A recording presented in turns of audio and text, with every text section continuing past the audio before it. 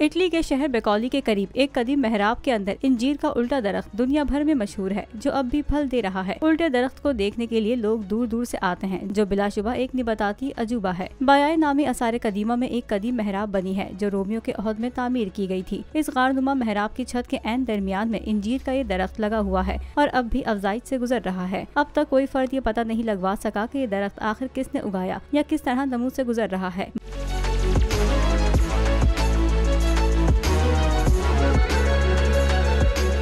बाज़ माहिरीन का कहना है कि ईट गारा बनाने के दौरान इंजीर का बीज भी प्लस्तर में मिलकर मेहराब का हिस्सा बन गया और मुनासिब माहौल की वजह से उग आया था।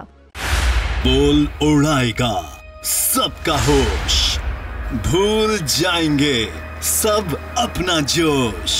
देखिए पाकिस्तान की सबसे बड़ी PSL ट्रांसमिशन सकलैन मुश्ताक, रमीज राजा, सुहेब अलवी, जमील फारूकी और फहीम खान के साथ खेल का जुनून रोजाना रात 11 बजे सिर्फ बोल न्यूज पर। सब्सक्राइब करें और बेल दबाएं ताकि कोई खबर रह न जाए।